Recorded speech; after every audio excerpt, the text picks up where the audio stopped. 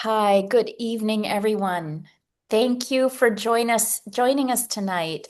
It is the 20th annual literary evening in memory of Shaindy Rudoff. My name is Marcella Schulak, and I have the tremendous honor of directing the graduate program in creative writing founded by Shaindy and her colleagues, Linda Zisquit, Alan Hoffman, and Michael Kramer, who will shortly give the Dvar Torah. And he is so charming. It's a pleasure that you're here. Thank you. It's difficult to believe how quickly 20 years passes, but also how incredibly textured and strange time is. Stopping, moving backwards, spiraling up and down, leaping forwards.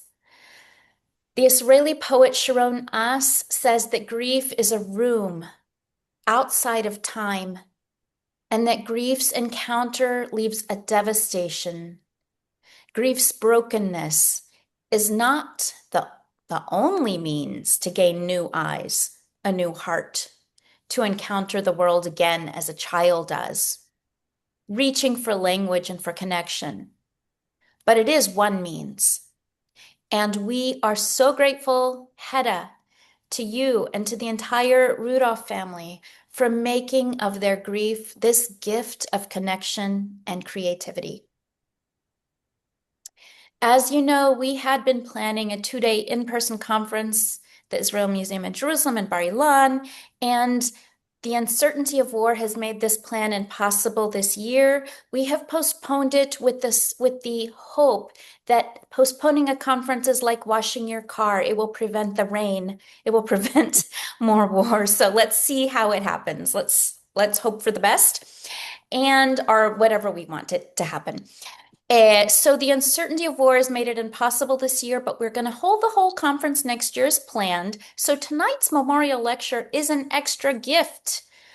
Sara Sherbill, in conversation with our own Ilana Blumberg, who I just found out tonight because of Mark Siemer, has told me that you all three have gone to the same school in Chicago and you've known each other since you were babies, more or less. Like, so it's so special. Um, and so that's one gift. And the other gift is Sarah's literary debut. There was night and there was morning.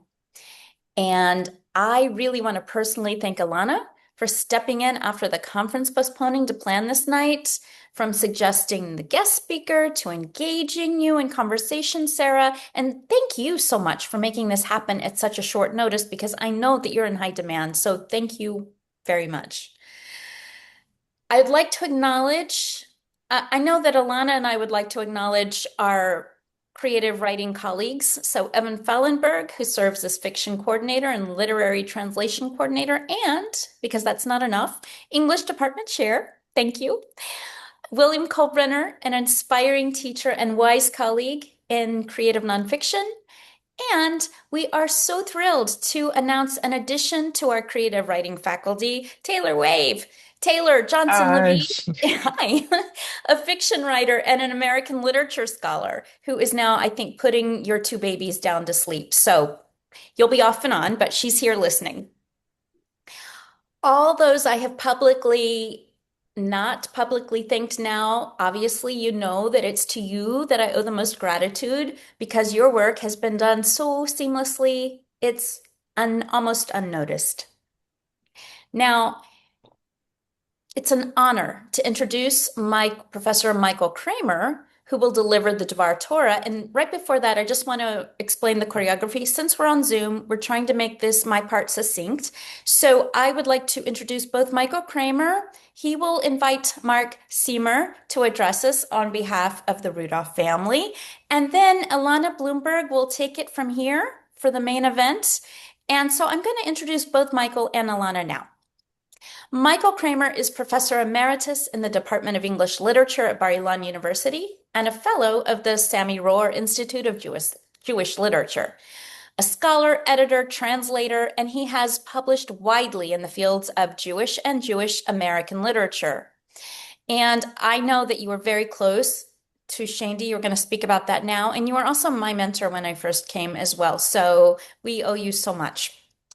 Ilana Blumberg is the author of two memoirs, Open Your Hand, Teaching as a Jew, Teaching as an American, and Houses of Study, Jewish Women Among Books, winner of the Sammy Rohr Choice Award for Jewish Literature and shortlisted for the National Jewish Book Award in Women's Studies. She publishes regularly in the field of Victorian studies, and she's the author of the scholarly monograph Victorian Sacrifice, Ethics and Economics in Mid-Century England, and the spiritual biography, George Eliot, Whole Soul. So let's move over to Michael, and I just hope that you all enjoy the evening. Thank you, Marcella. Hedda, I see your name at least. It's good to see your name. Mark, I assume, is Simone around too? All right. Simone is on a plane back from Israel right now to New York and tried to get on, but didn't make it apparently. Visiting the grandson, huh? Yes. All right. Other members of the Rudoff family whom I don't see, colleagues, friends, everyone else. I want to offer some thoughts still in development about Shavuot, which we'll be celebrating at the end of this week. Rabbis often begin their sermons about Shavuot by remarking that unlike other holidays mentioned in the Torah, Shavuot has no special mitzvot ascribed to it. And though I'm far from being a rabbi, I'll begin the same way. On Rosh Hashanah, we blow the shofar. On Yom Kippur, we fast. On Sukkot, we eat in the sukkah and wave the lulav and etrog. On Pesach, we eat matzah. But on Shavuot, there's really nothing that we do. When the temple was standing, the people were enjoined to bring their first fruits to the temple, but the temple is no longer standing despite the efforts of some members of the Knesset. And even though the holiday commemorates the revelation at Sinai, the gifting of the Torah to the children of Israel, the Torah doesn't prescribe any particular practice to mark that momentous, trans-dimensional, supersensory, synesthetic event. In lieu of mitzvot, however, various customs and rabbinic injunctions developed over the centuries, among them to stay up all night and study Torah, to eat dairy products, to chant the book of Ruth, to read the section of the Torah that recounts the revelation at Sinai. The custom that I want to focus on, however, was codified by Rabbi Moshe Isserles in Poland in the 16th century. This is the Ramah, in his gloss on the Shulchan Aruch, 494.3, in Orach Chaim, if you want to look it up. And he writes this, V'nohagin lishtoach asavim b'shvuot b'veit hakneset v'habatim zecher l'simchat matan Torah. It is customary to carpet the floors of the synagogue and homes with greenery in commemoration of the joy of receiving the Torah. His student, Rabbi Mordechai Yaffa, known as the Levush, offered a source for this custom in his commentary on the Shulchan Aruch. The Torah tells us in Exodus 34:3 that when Moses was told to ascend Mount Sinai to receive the Torah, not only was no one else allowed to ascend with him, but the sheep and cattle were not allowed to graze there. Gam hatzon v'habakar al yiru el mul ha'ar hahu. So, if the cattle were not allowed to graze there, there must have been greenery there for them to graze upon. In other words, not only do we want to remember the revelation at Sinai, but we want to stage the scene itself as if we were actually there. Now, there is the midrash that I spoke of a couple of years ago that suggests that we were indeed all there at Mount Sinai, every single one of us, converts too, that we all witnessed the revelation, that we all saw the sounds, that we all heard God's voice. But this impulse is different.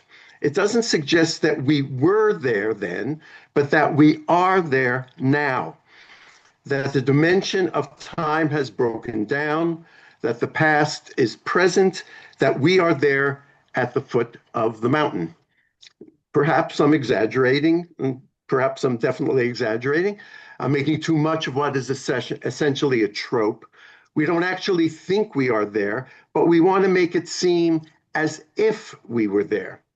Still, I think there is something more to this impulse that makes it more than a trope, something more substantial, something more palpable, a desire to make the irredeemably absent seem as if present.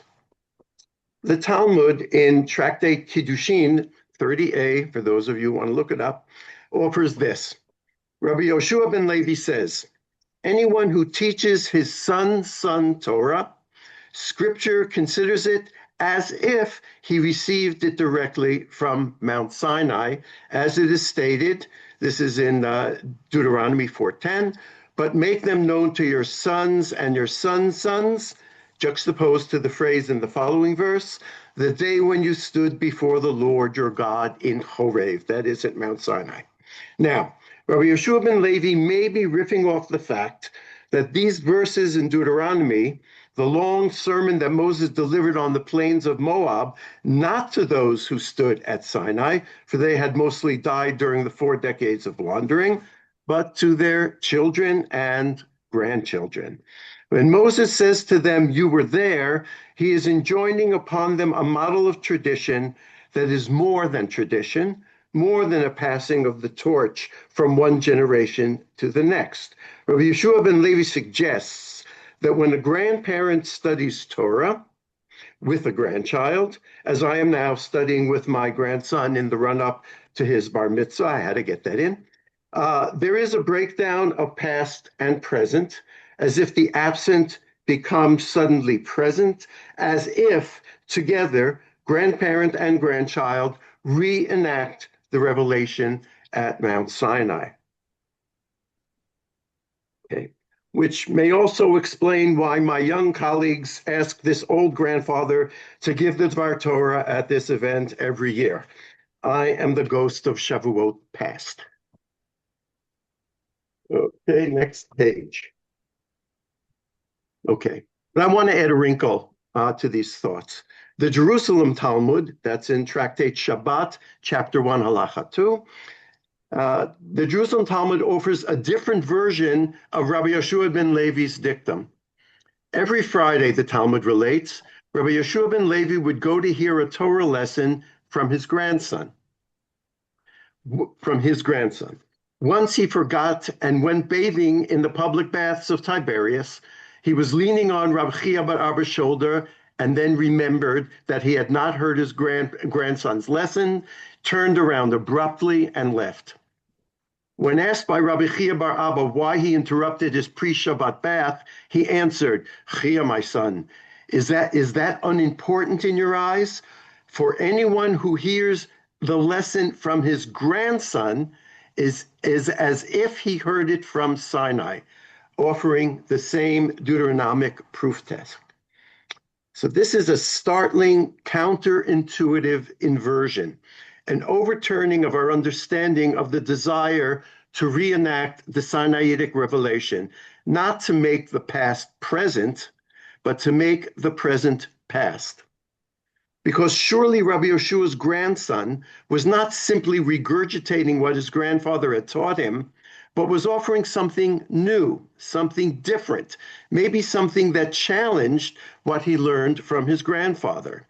It reminds me of the Agadah in Tractate Menachot 29b, which I used to teach in the course I inherited from Shaindy, in which God sends Moses into the future to hear Rabbi Akiva teach a Torah lesson, and Moses sinks into a depression because he doesn't understand what Rabbi Akiva is talking about.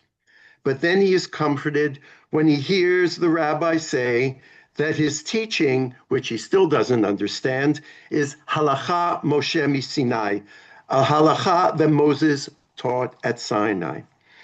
In Tractate Chulin 7a, those of you who learned Daf Yomi, it was just a little while ago, when Rabbi Yehuda Hanassi is challenged for overturning a ruling of his ancestors, he replies, Makom hinichu li avotai lehitkader bo. My ancestors left room for me to achieve greatness, which Rashi glosses this way. When our children come after us, if they don't find something to improve or to correct, the word he uses is litakein, how will they gain fame? In short, to reenact the experience of Sinai, to decorate our synagogues with greenery on Shavuot, to study with our grandchildren is not to succumb to a desire to repeat the past, but to create a present and look toward a future in continuum with the past. One more page. Come on, paper. Oh, come on. I'm sorry. Here we go. Ta-da.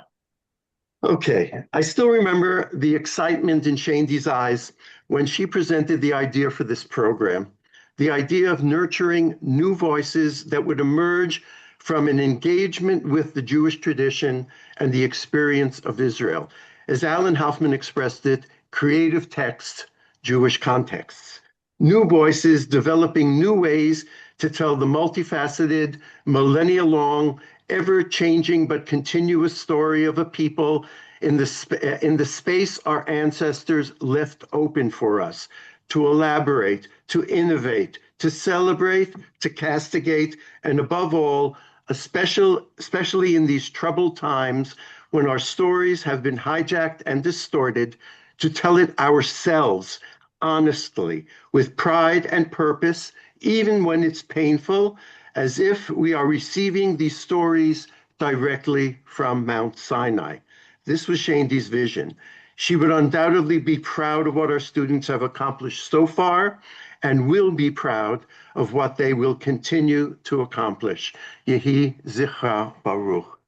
And I want to hand the screen over now to Mark Seymour, Shaindy's brother-in-law. Thank you, Michael. And once again, a very beautiful tribute to Shaindy. Whether you do it verbally or you do it in writing, you always hit the mark. And I want you to know that it's not infrequent that I'm sitting on the couch and I look over at the bookshelf and I take the Magi journal off the shelf, volume 3, Jewish Bodies, and I read your introduction titled Shaindy's Idea. And it makes me cry every single time. And now I got to get through this and not cry. But your Shaindy's idea that makes me cry every time. I'm honored to have a few minutes to reflect on this occasion on behalf of our family. This is my first time speaking at one of these events, and I was probably chosen because I'm the one who hasn't yet taken a turn. But however I ended up here, I thank our family and friends who are joining us in Israel and in the United States, and a special welcome to my mother-in-law, Hedda Rudoff, Tibadel L'chaim Aruchim, joining us in New York City.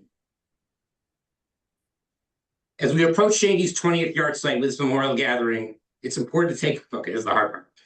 It's important to take a moment to remember my father-in-law, Sheldon Rudoff, Zichron Livracha, and my sister-in-law, Sara Rudolph Olshin, Zichron Livracha, both of whom were deeply devoted to preserving Shaindy's memory in multiple ways.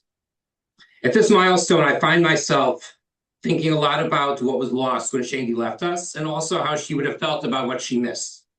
I don't think I need to tell you what we lost. An incredible young intellectual, teacher, and leader just beginning to make her mark in the world of scholarship at the outstanding professional home she found for herself at Bar Ilan.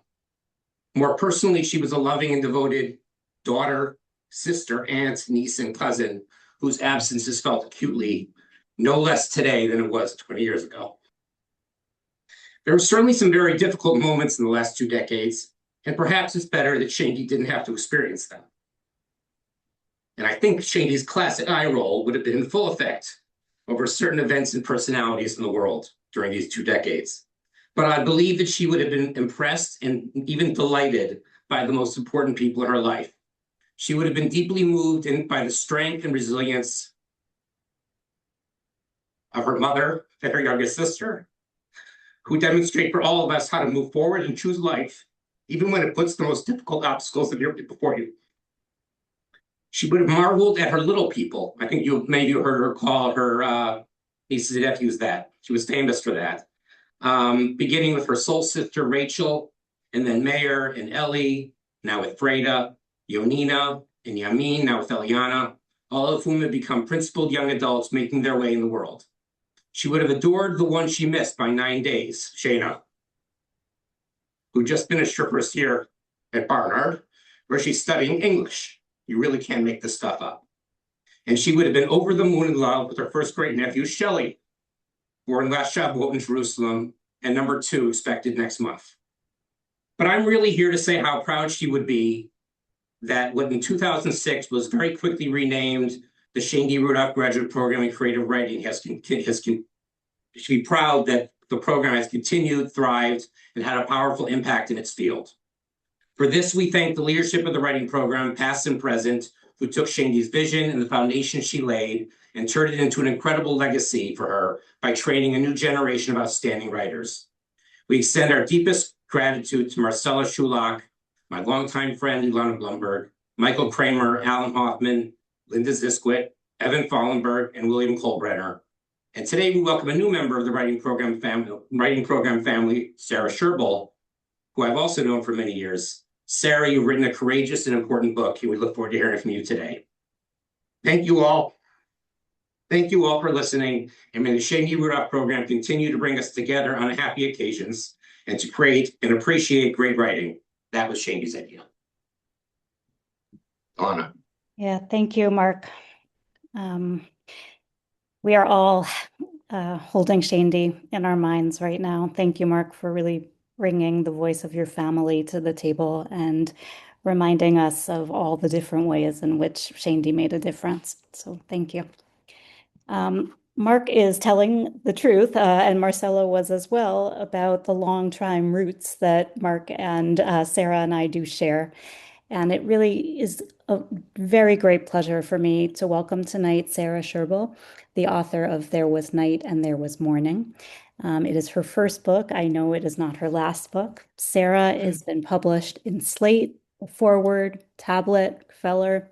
And I want to just say, as someone who has known Sara for a very long time, that when I knew Sara, she was a few years younger than me as a child. And, you know, when you're a child, that difference is enormous. And now, of course, it doesn't matter at all. But at the time, when I knew Sara, she always struck me as someone who combined an incredible seriousness with an incredible lightheartedness and love of life. And I think her book does something really miraculous, which is to say, it sinks very deep into some very dark places, but it also reminds us of the richness of daily life, of material life, of the life of the senses. And I'd love to share some of that with you tonight, those of you who've read the book, those of you for whom it's new.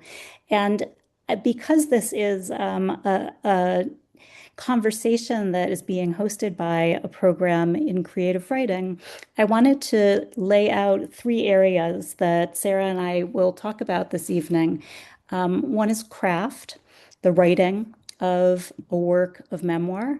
One is ethics, also regarding the writing of a work of memoir, all the other people in this story, how we decide what stories we can tell, how we tell them, and also personal work, which is to say the kind of labor that any writer has to do to tell a story that is so difficult, that involves trauma, that has a kind of necessity of knowing the self quite well.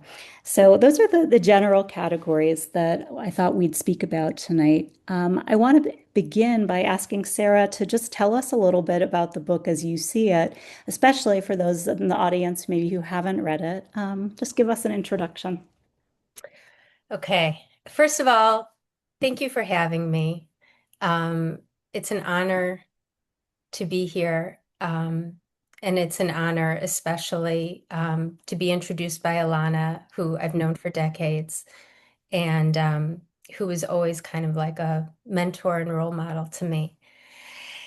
About my book, how would I describe it? Let's see, in 30 words or less. In certain ways, it's a classic kind of growing up book, you know, Bildungsroman, story of a young girl, precocious in some ways, you know, kind of growing up and finding her footing in life. But it's also a story about trauma, as Ilana mentioned, and the ways that trauma can interfere and short circuit our natural trajectories.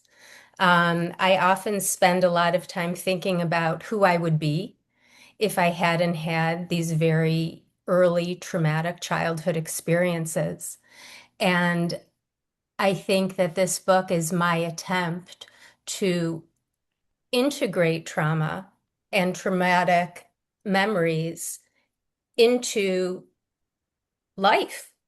And I once did a reading where somebody asked me, "Is your book about forgiveness?" And my book is not about forgiveness. It's more about the seeking of wholeness when we've been damaged as children. Okay, thank you. I think that that does give a good sense of the book. I wanted to ask you kind of autobiographically when you began to write it, because it strikes me that this must have been a very, very challenging book to write and one that took a long time. That's my guess. Can you tell us a little bit about the process? Sure. So, Ilana, you are correct. It took a very long time to write. To be specific, it took me almost 25 years to write. Um, of course, I was doing different things during that time. But I would say that I started writing the book when I was in college. I started writing the early draft as a senior thesis project. And, for those of you who are writing students and writing teachers and in the writing world, I was studying with a really incredible writing teacher who I know Alana also studied with, Mary Gordon, and she was also an incredible mentor to me and really encouraged me, and I would say even kind of pushed me a little to get all of this out on the page. So my first experience writing this was almost a catharsis, I would say. And the first part of the book, I did essentially write as a 21, 22-year-old. And then I put it aside. I put the manuscript aside for many years for so many reasons. I didn't want to hurt anyone. I didn't want to expose anyone. I didn't want to, at that point, my father was working as a rabbi. He had a pulpit in Chicago. I didn't want him to lose his job, and I didn't want to bring shame to my family. So I said, you know what, let's just tuck this story away and we can kind of pretend it never really happened. Um, but I could never fully forget it. And for those of you listening today who are writers, you know that feeling when you have a story that's just kind of, you know, making noise in your brain and won't let you rest. And that was my experience. And I felt compelled to return to it over and over throughout the years. So at different periods in my life, I returned to it. I would look at it each time with fresh eyes. And time is a gift, because it gives you that kind of perspective that you don't have if you necessarily sit down and write a book in 6 weeks. So I would say the kind of moving in and out of working on the book, stepping away from it, revisiting it maybe a couple years later with fresh eyes, that was an integral part of my process. And then during the pandemic, during those strange, bizarre early months of the pandemic, I just thought it's kind of now or never. Mhm. And I sat down and I just finished it. I was really struck by what you said at the beginning of your answer just now, Sarah, that you had a multiple set of reasons why you didn't continue with the project, as someone in her early 20s. One of them was that maybe your father would lose his job, maybe you'd bring shame to your family. Those are the most practical of considerations, and they really say a lot about the way that the writing of memoir is never separable from our actual living. And that's a True. very that's a very challenging dimension of writing memoir. And so I'm curious about one thing that today, as I was kind of thinking back over your book, why did you not choose to fictionalize? What was it important? It seems to me that it must have been important to you not to fictionalize because otherwise that would be the obvious path. Such a good question and an insightful question, because at a certain point I did try to fictionalize it. I Mm. did for years.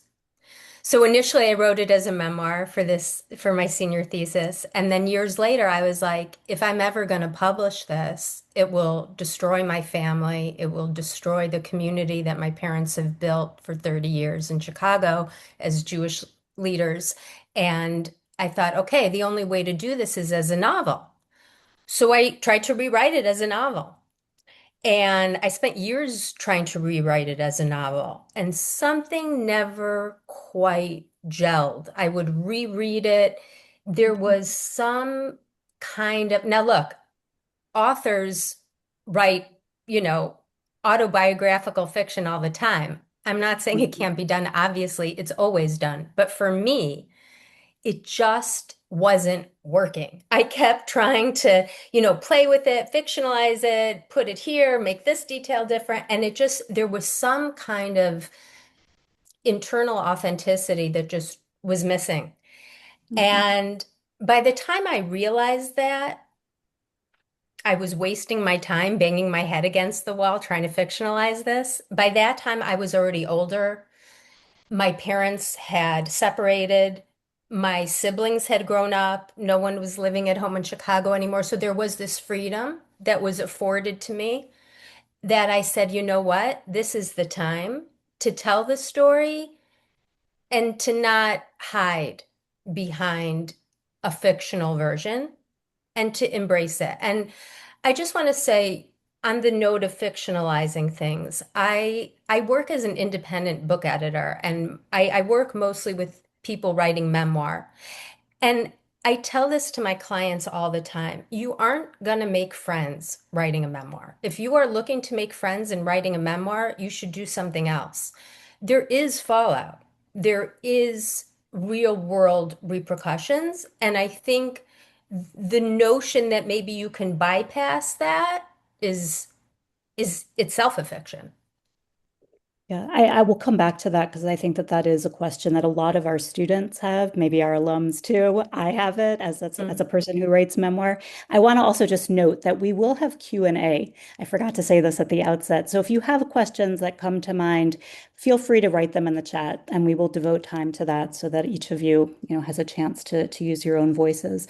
But I really I want to go back to what you said about by the time the pandemic came around, the world was in a different, things in the world were not the same. And you said your family had left Chicago, and did you say your father had left his job as well, or My father had left his job, and and your parents had to separated? be frank, a big piece was that my parents had separated because even though my father had been abusive growing up, I was very committed to protecting him and almost more to protecting my mother. Mhm. So it wasn't until she left the marriage that I felt like I said, this certain type of freedom, and I've seen that in other memoirists as well. Sometimes there's a turning point, whether it's someone's death, whether Mhm. it's reaching a certain age. For some people, I think it could be having children. That changes your perspective. Um, that I just felt like I'm not really interested in protecting anyone anymore. I'm more interested in becoming a whole person. Beautifully said. I think what you're talking about is alignment. The Yes, story yes. aligns with the world, in some really fundamental way. And I think this is maybe just a point that is so like write this down, everybody. The world has to align with your story. The moment has to be right because it is often the case that when people are writing memoir, things are not aligned.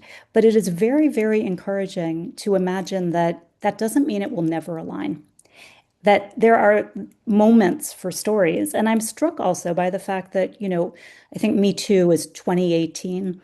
And Yes. Yeah. So, I mean, Sarah, we're in this conversation, Yes, but the world was also receptive differently. Do you want to speak to hun- that? 100%. I realized as I was speaking that I had missed an important piece, which is things had changed in my personal life. My Yeah. family situation had changed. I had gotten older. I had had a child. I was in a different place in my life. But also the world had changed. The not my personal world, but also the outside world. Like Alana's talking about Me Too. That was pivotal. That was a obviously pivotal for so many people, but Right. for me, it was pivotal because I reached this place where I was like, wait a minute, there's a cultural moment here where people are talking about the thing that I have been wanting to talk about for years, which is assault, sexual abuse, physical abuse, emotional abuse, domestic violence. And I just want to note, for people who have read my book or for people who haven't read the book, it's a memoir, so it's obviously my story and about trauma and abuse that I experienced, but I do also talk about other incidences of abuse that I witnessed, second or third hand in the Jewish community more broadly. And that is something that I had been wanting to, talk about publicly for decades. And I just felt I can't. And with Me Too, I realized this is the moment. And that was fortuitous. Yeah, I think like that, I always try to kind of hook ideas on terms. And so, there's that sense of alignment that you need to be looking for with your own life, but also receptivity, a A moment hundred of percent. receptivity. And there are books that cannot get sold, in 1 year, and 5 years later, they are going to be bestsellers or whatever it might A be. The hundred world percent. has to be receptive. And so, it may not be a commentary on the quality of a work at all. And there is no memoir, there's no genre in which this is more true than memoir. So I really think that that's an important facet. It also sounds to me, though, like, that question of fictionalizing, not fictionalizing. It sounds like you needed to own this story as your own in your actual historical self, that it somehow telling this story as a fiction did not do what you needed it to do. And in Yes. that sense, the work is not just literary, but it's also some kind of meeting place for personhood, for selfhood and for text. I'm curious about what that, if you could say a little bit more about why you needed to say it in your own actual historical voice rather than trying I understand what you were saying, that it just didn't work as a fiction, but what was that? What do you think that reflected about your desire to speak? So I think when you're writing memoir, and of course this may be true for writing novels or other kinds of nonfiction, but it's particularly true for memoir. It it's an act of personal ownership. It's an act of personal definition. It's an act of speaking your truth, your identity. So you can't separate the writing from the personhood. Hmm. Whereas maybe if you're writing a book about World War II history, you can. But if you're writing memoir, there's no way to work around the internal psychological elements of it. You can't hide behind facts. You can't Hmm. hide behind fictional plot lines. There's really just yourself meeting the page. And I think, we've talked about different external factors that made me feel more ready to come out with this story and to write the story. Um, Things in my family, things in the world. We're talking about Me Too. But there's something that's underneath that isn't about Me Too, and that isn't about my parents separating or my father leaving his job. It's something that isn't about your personal world or the world at large. It's something completely internal, 100% internal. And that was me alone in my room at my desk, at my computer, saying to myself, am I willing to take ownership of this story. Am I willing to say, this is my story? And I think for so long, Ilana's known me for decades. She was my camp counselor. I mean, we've spent so much time together. But that's just my point. Ilana didn't know that was experiencing trauma at home. She didn't know that I was in an abusive family. Why? Because that wasn't the truth that I wanted to portray. I wanted to be happy, popular, having fun with my friends. I didn't want to say, this is my story. Why would I? I don't want to be identified as a victim. I don't want to see myself as a traumatized person. I want to see myself as a whole person, as a person who can enjoy life and embrace life. So it was really, in a way, it was about me too. It was about shifts in my family, but really underneath that, it was a completely internal process, which is, am I prepared to say this is my story? And am I prepared to be identified with this story? And once I made the internal decision to say this is my story, I do feel it opened everything up for me. Mhm. So the alignment was with your own self. Literarily and personally. Mhm. It became possible to write it. Yeah, because even in my earlier drafts, you're writing about something, but there's always a hiding, I think that people do in writing. I see it in my clients that I work with, even if they're writing about something very explicit or, very detailed, there's a hiding that I think we like to do in writing to kind of say it, but not really say it, or say part of it, but not the whole thing, or you say it, but there's some kind of like emotional texture missing. I think you need to get to a place inside yourself without any external consideration where you say to yourself, I am ready to own this story and I'm ready to say this is my story. It's really amazing that the that moment of being willing to own one's own story is also a moment that one is willing to make it public. And I'm really always struck by the overlap between people of great privacy, perhaps, who are nonetheless writing a book for public consumption. And I want to come back to that, but I do want you to read aloud a little bit for those who haven't read the book and for those who have, so that we can feel the texture of what you're writing.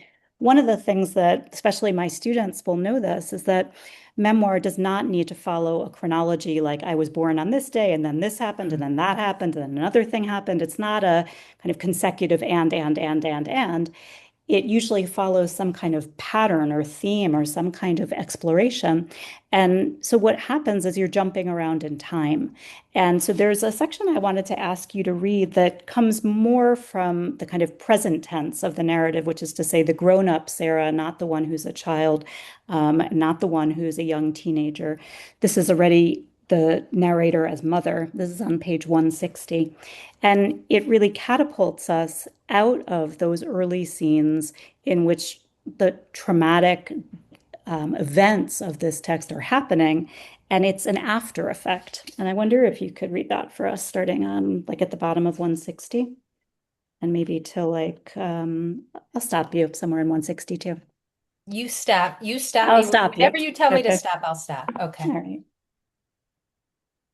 I am giving my son a bath, and the water is running, and his dolphin and dinosaurs are in the water too. Time to wash your face, I say, but he bats away the washcloth with his hand. Instead, he has a question. Mommy, do you have a mommy? And also you are a mommy? That's exactly right. Do you know who my mommy is? Who? Amma. He takes this in. And do you know that daddy has a daddy and is also a daddy? Do you know who daddy's daddy is? Who? Nini. And who's daddy's mommy? Mimi. And do we sometimes go to visit them? Yes, we do. He looks at me for a minute. I can see the wheels turning in his brain. Who is your daddy? There's no reason this question should surprise me, and yet it does. I have never said a word to him about his phantom grandfather, this man who doesn't exist. Maybe I never said anything because then I could pretend everything was fine. But my son was with me at the creek that day and has been with me every day since. Maybe he can sense that something's coming, even if he cannot name it. He's a baby, but he isn't stupid. I don't know what to say, so I say the quickest, simplest thing I can think of. I don't have a daddy, I tell him. He looks up at me with his big blue eyes. I don't like lying to him, but there is no way for me to tell him the truth. That I have a daddy, but he is sick. That I have a daddy, but I cannot be around him. That I have a daddy who's about to die. What if I told you that I missed my dad? Would that make me crazy? If you are reading this, you know my father has done terrible things. But there are other things you should know too.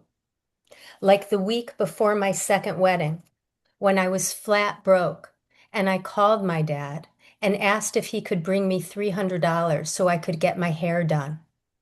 I knew I could ask him because I knew he wouldn't hesitate, because I knew he would want me to be happy on my wedding day, to have everything my heart desires. Thank you. I think that that's a really moving passage because your child asks you a question, you have no idea how to answer it. You answer it, maybe it's the right answer, maybe it's the wrong answer. You're kind of working in a field that's unknown and uncertain. And you're very honest about it with your reader. And it's a passage that you could easily have chosen not to include. Maybe there's some child expert out there somewhere who will say, that's exactly the wrong thing to say to your child. You're taking a risk. And in general, in memoir writing, you're taking a risk of exposure.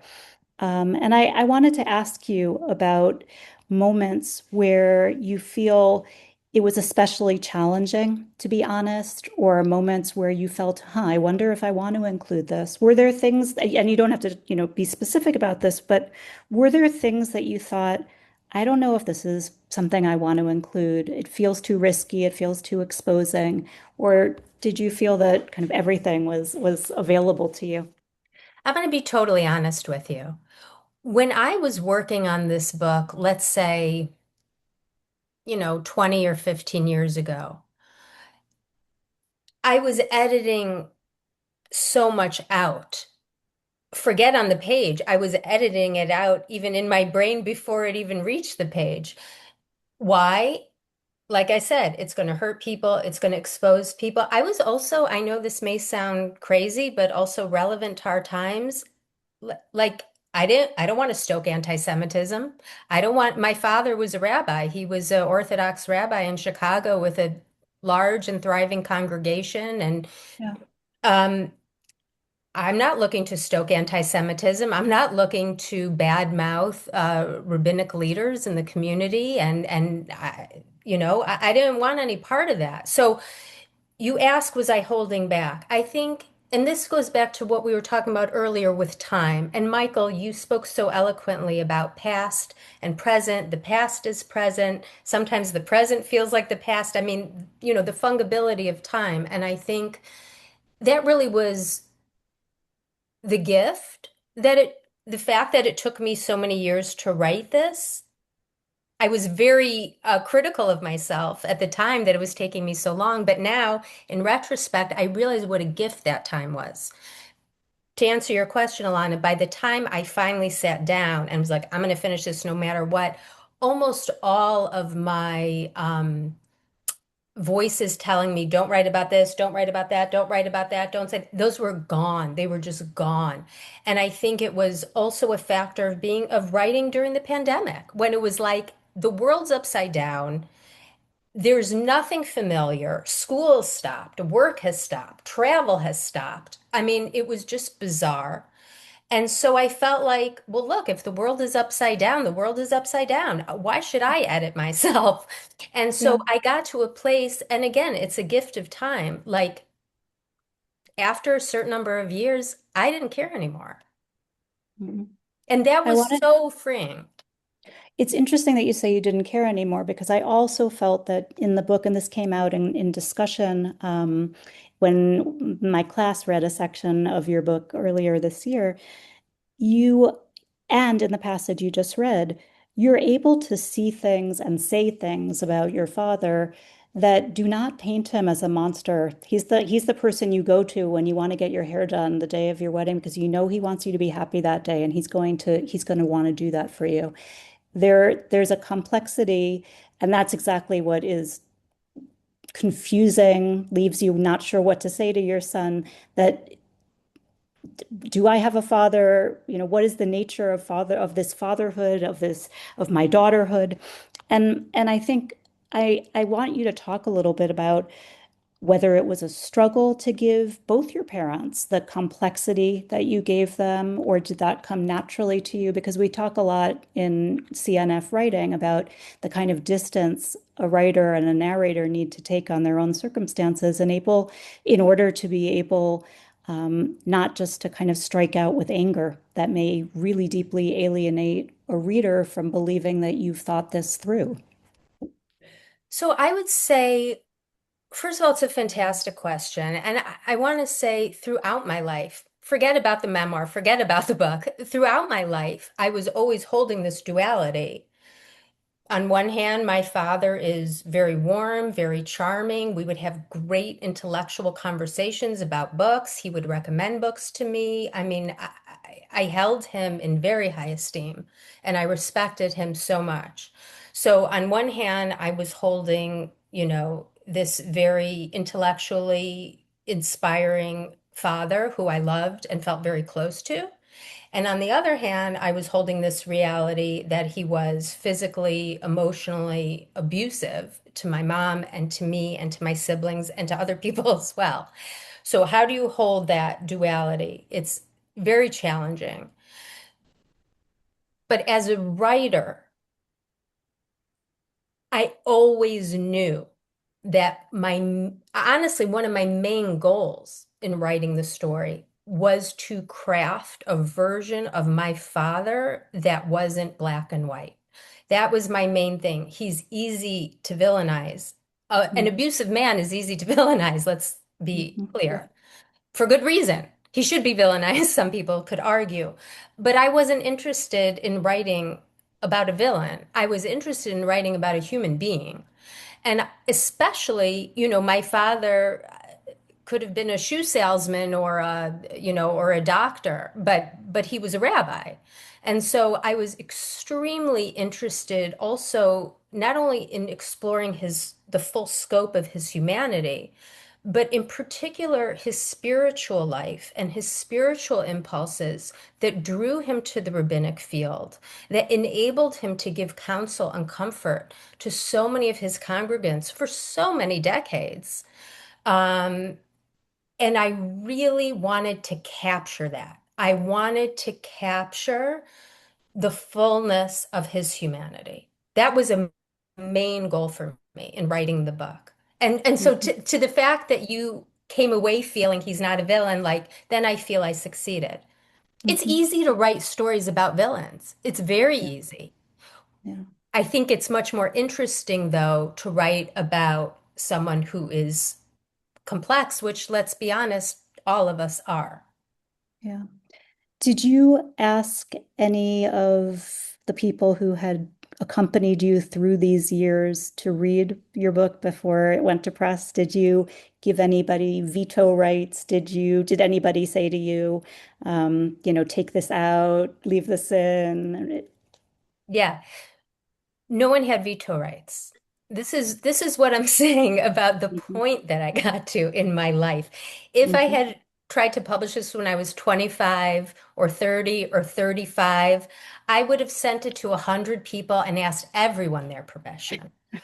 So part of it is becoming older and saying like, yeah, I'm not a kid. Like I'm actually a grown up and this is my story and I'm actually going to tell it.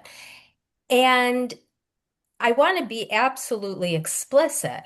This is not um this is not a feel-good story. I lost a lot of people by writing this book. I lost almost my entire extended family on my father's side. Not almost, my entire extended family. All of my cousins, all of my aunts and uncles, they're vanished Had from they my read life. it or just heard about it? I don't know.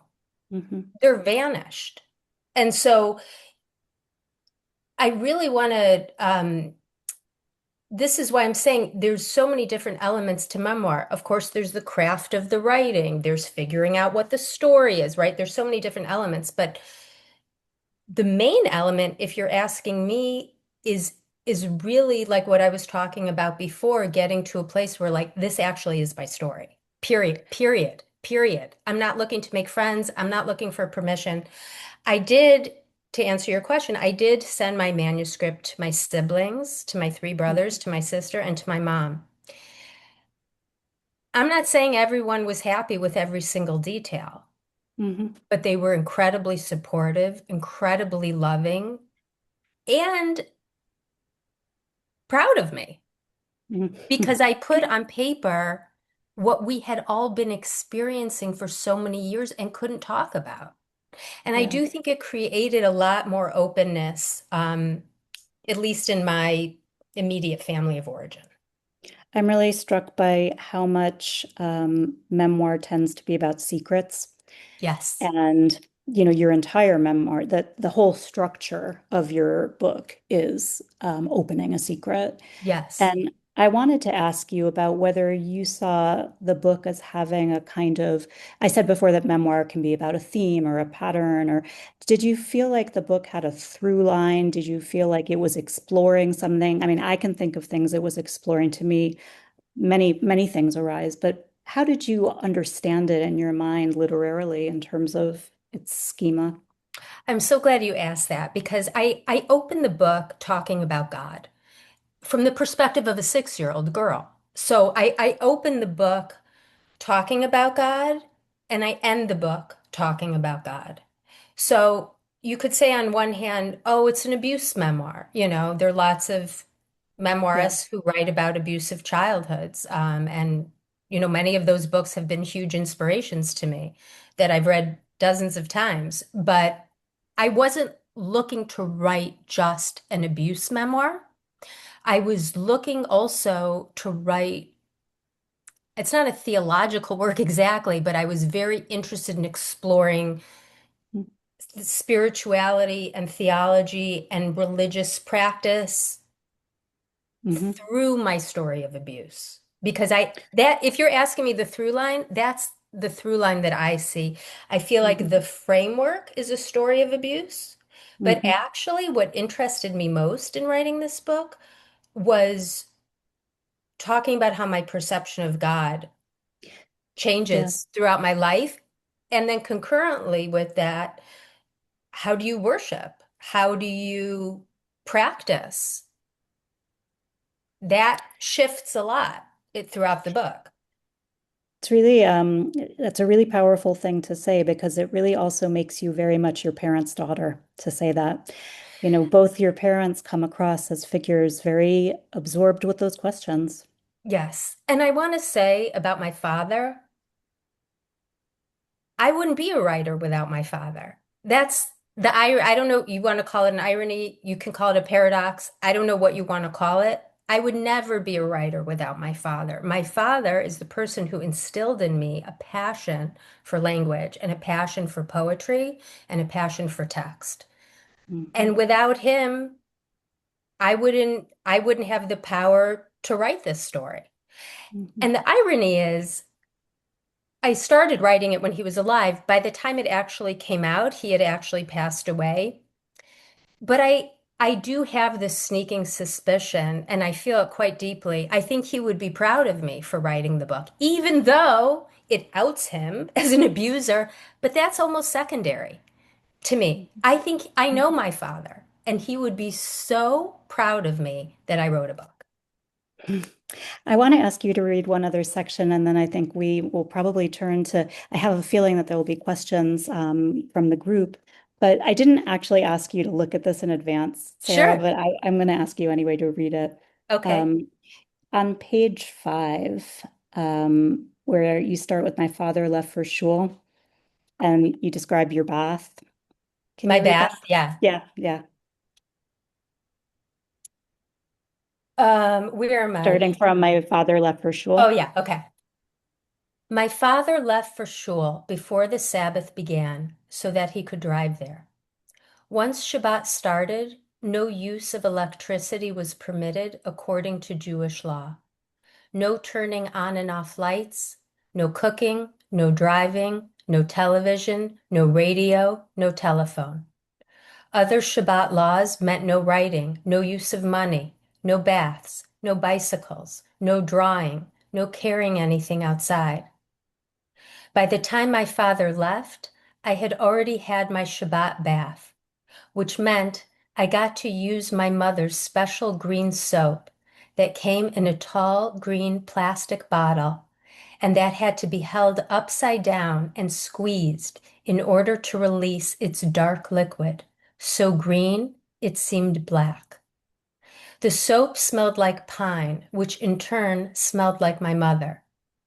Because I was almost 6, she sometimes let me squeeze the bottle myself, but I usually squeezed out too much, and it was from Jerusalem, which I knew to be the holiest place in the world and very far away. It was also the place where my parents had met and where I had been born, though he had left when I was a baby, and I knew it only from stories.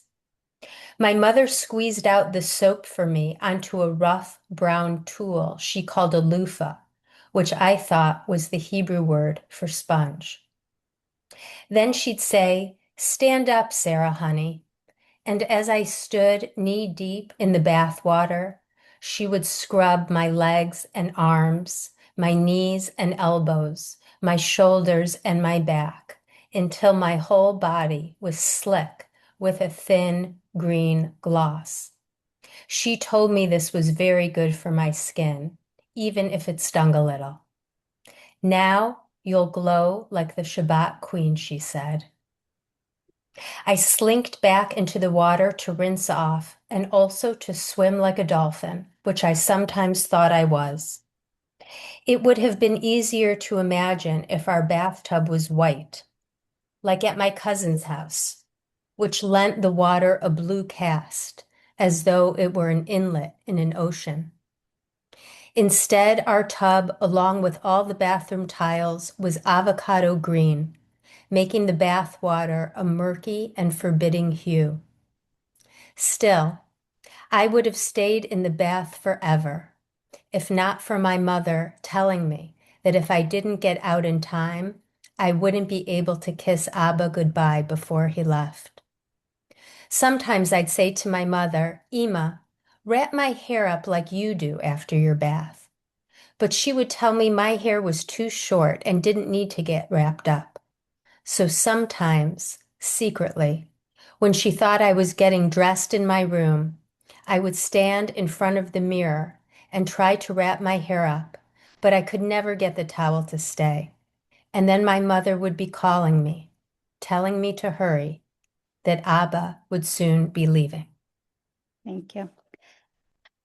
I want to ask you one last question before we turn to the audience. And the question is what you would tell writers who are trying to work with a story that includes trauma, particularly. About timing, about process. You talked about the catharsis of writing, but you also talked about a senior thesis. And a senior thesis is something you have to hand in, and it has to, the grammar's got to be good and no typos and all of that. And there's a sense of audience. There's a sense that you're sharing something. There's a sense that you have polished something. But it was also the first time you'd written about this material, and it had a cathartic value. So what would you say to people who have a story that's hard to tell? It's a great question, hard to answer. I don't know if this is perfect advice. I don't know if it's the right advice. But I would say put the story aside. If you're trying to write a memoir about a secret, a deep trauma, family trauma, abuse, sexual assault, rape, I'd say put it aside and take some time to do some really deep internal work and getting really clear in yourself why you're writing this, who you're writing it for. Are you writing it for yourself, for your own healing process? And getting very specific about what you are looking to achieve with this. Because I do talk to people who are trying to write memoir, and sometimes I feel from them they're trying to set the record straight, or they're trying to expose someone, or they're trying to get back at someone. It has to be a completely internal process of you coming to terms with your story and telling it for yourself. That's my opinion. I don't know if it's right or wrong, but that's what I would advise. The other piece is I see writers, especially young writers, who feel a lot of pressure. I got to publish, I got to publish, I got to publish. Relax. Like that would be my advice. It's more important to take the time to develop your craft. You can start by trying to publish essays, which is what I did for many years. I was publishing essays way before I was really thinking about finishing the book. Um, that would be my advice. I would say give yourself time, don't rush it, and get really clear internally about what you are looking to achieve. Thank you so much. I think it's very good advice. Okay, I'm going to good. turn this over now to Marcella, who's going to moderate Q&A from the audience. Okay. Just kind of move right into that.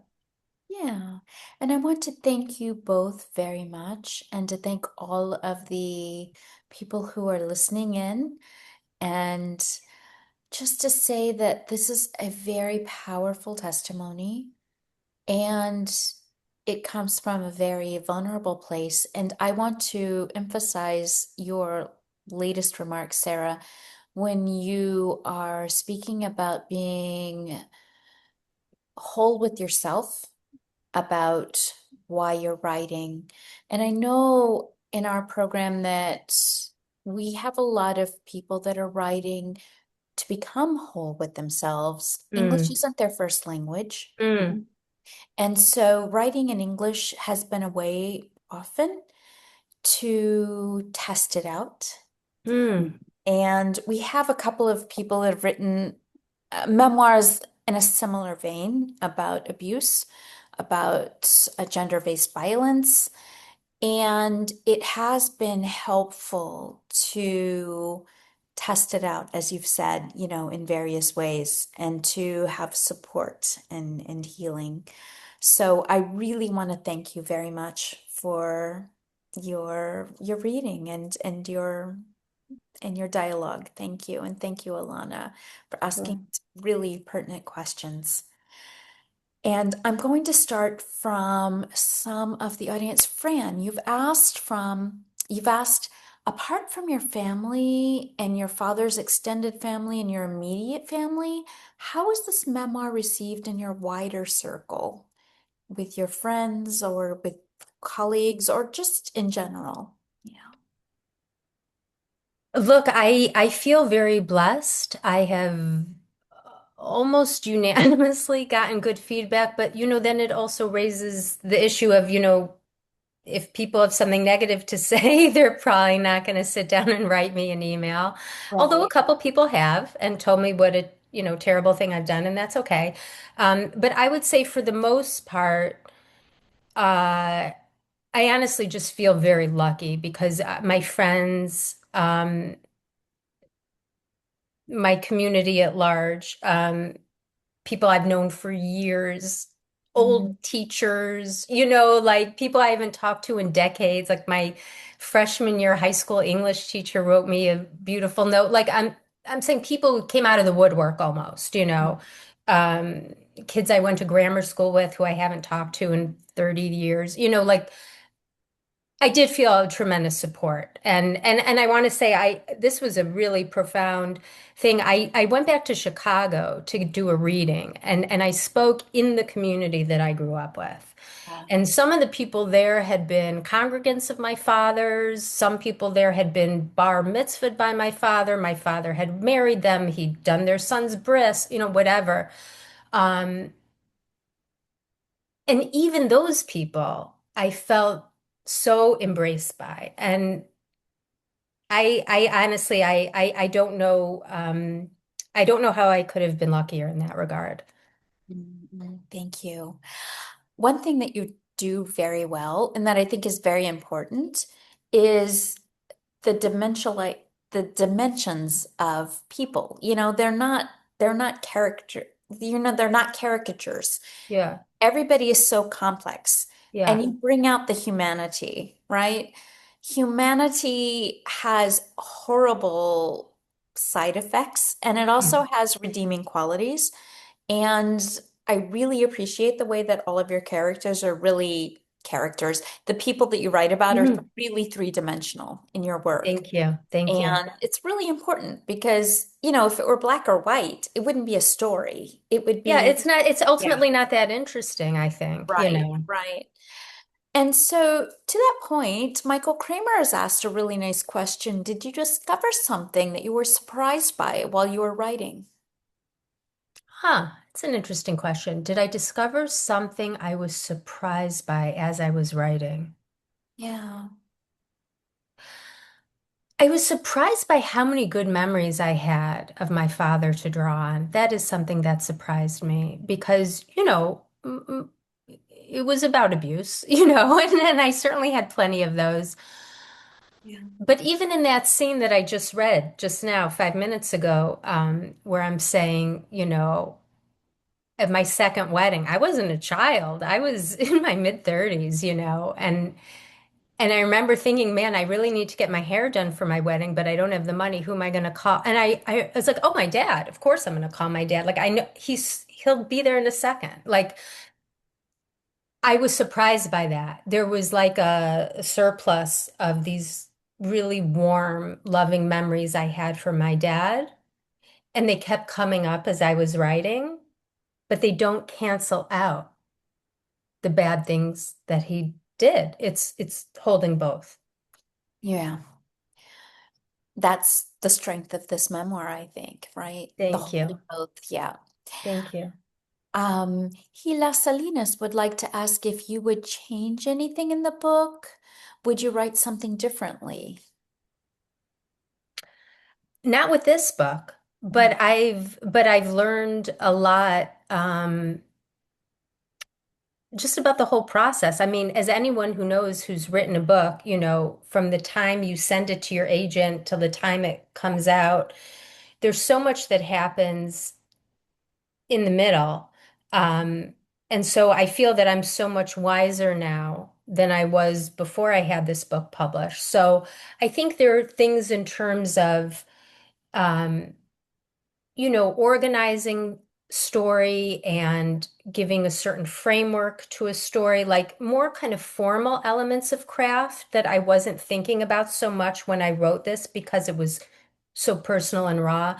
But now I'm working on my second book and I feel like it's much more organized, it's much more orderly, it's less me just sitting at the computer, just kind of like releasing, and it's much more structured. Um, Now, do I wish I could have done that with my first book? Well, you can only be where you're at that moment.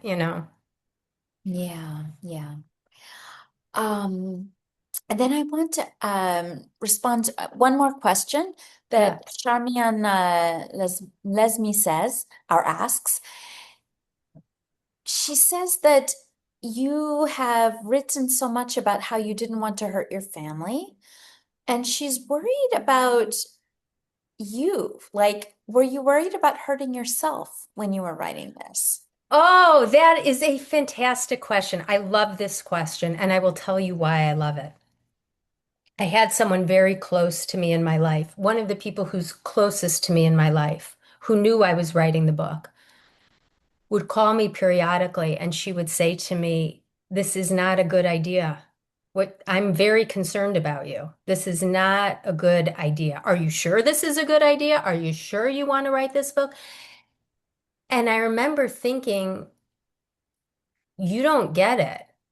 This book, it's not, am I okay writing this book? I'm not okay. I'm a victim of chronic trauma. I've been living with all kinds of fallout from that, depression, anxiety, all kinds of stuff. This book is part of my process to become okay. So the notion that the problem is in the telling is insane to me. The Yeah. problem is not in the telling. The problem is in the facts of what actually happened. Writing about it is not an act of violence against myself. It's the opposite. It's an act of self-care. It's an act of self-preservation. And it's an act of kindness to myself to acknowledge my own story and put it on paper. This notion that you're doing something bad by writing, or I don't know if this is good for you, that is in 10 times out of 10 more a projection of that person and what they're feeling. I would ignore those voices. Yeah. I have to say, and I'm going to be public with this because she just had her book launch, but Marva Zohar wrote a book about gender-based violence. She was Yeah, raped when she was 12, and she yeah, finally published it. She had 5 suicide attempts in the writing of this. At the third one, I showed up at her hospital room and I said, I don't want to be responsible for this.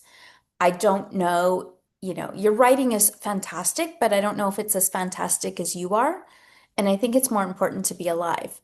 And she looked at me and yes, she said, do you think you are that important? Like, do you think that, do you think that stopping is going to change anything? And that was so mind-blowing to me because I realized that, it's a process. It's getting it out. It's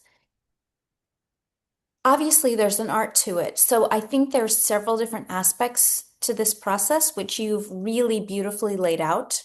There is the self-therapy, but there's also, and this addresses a question that was asked by Angela Cassis. How does it help others who haven't experienced this particular drama or trauma? And I think it's just the healing art of being an integrated person who has the right to take up space, who has yeah, the right to share their story. yeah, And in it, you test out various avenues of truth telling because there are various avenues of truth telling. yes, And you find the one that you can align yourself with or that aligns with you. And there's something incredibly powerful in that, right? God created the world through language, and yes, you are reconstructing your mm, devastation through language. And yes. yeah, There, so Marcella, there's one or two other questions in the sure, chat that go to this issue. You know, exactly. the And about that other is, genres. can Yeah. you, right? What do you think about other genres? And this is exploring your own trauma through. This person is suggesting a fantasy setting or projecting parts of your autobiography into fictional characters. And I think you've addressed this a little bit. And I also think that, if you'd like to address this, I think you kind of did a little bit because you were talking about how you found the genre that works for you. And there are other Yeah. genres that work for other people, obviously, right? I mean, look, it's like you look like if you look at a book like Mouse, by Art Spiegelman, like he's processing incredible trauma and intergenerational trauma and he writes it as a graphic novel. He's a cartoonist, and so that's his way of channeling his trauma narrative. Um, I don't have that talent, I'm not a graphic artist, so that's not going to be my path for telling my trauma story.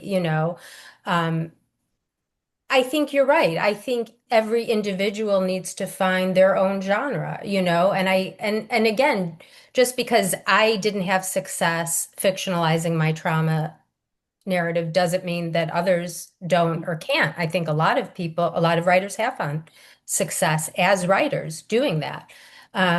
So I think there is a certain amount of trial and error involved. I think there is a certain amount of exploration that's involved. And I would say, I don't, to any beginning writers who are listening to this, I would say try to stay curious and be open to different genres because you don't know exactly which one will feel the most natural to you if you don't try them. And I myself, I've tried writing about my story in poetry, in essay, in short fiction. I mean, I went through, of course, I talked about trying to write as a novel. I've like through many different genres.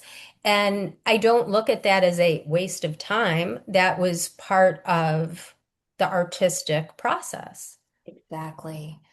Now, the last question, which we'll end with, is what are you working on now? You've mentioned your second book. Mhm. Well, I don't want to say too much, but this is a much more, I'm not excavating the past in this book. This is about a family living together during the pandemic. Um, and it's a novel. So maybe this time I am trying to fictionalize a little bit, some of real life. And like I said, I think I'm a lot wiser than I was when I was writing my first book. So we'll see. We'll see if it works. Mm. Thank you so much. And I hope that you read the comments because you have many, many expressions of gratitude and also Oh, the Rudoff family that you've allowed this forum to take place. We are all experiencing many kinds of different traumas in our lives right now.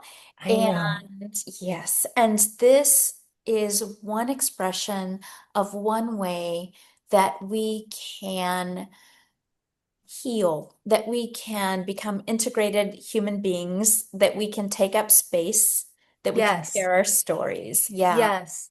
Can I say just one word on that of course. subject?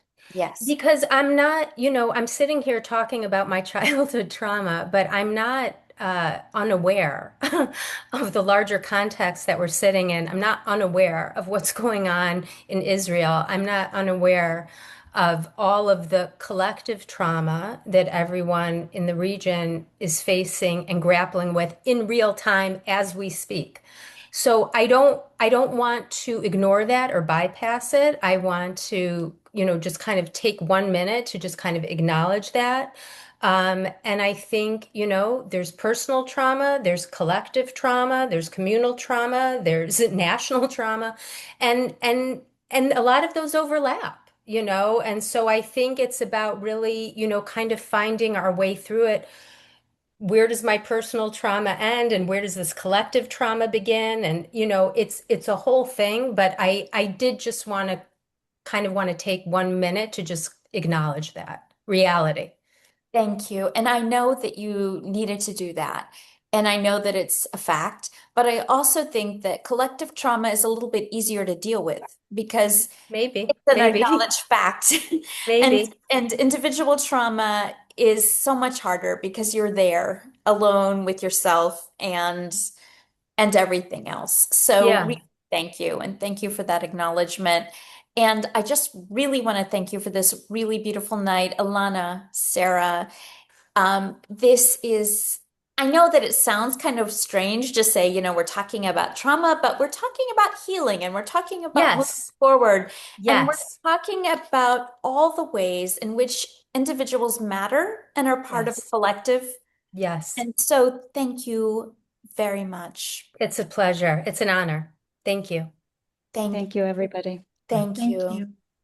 Okay. So I'm going to close this very shortly. If you want to stay and say thank you personally, you can unmute yourself and just show Sarah and Alana how much we really appreciate this. Thank you, and Hedda and the Rudolphs and Mark and everyone. Thank you very much. Yeah. Thank you Thank all. you, Thank Sarah. Thank you. you, Thanks so Martha. much. So beautiful. Heidi! Thank you, Elon.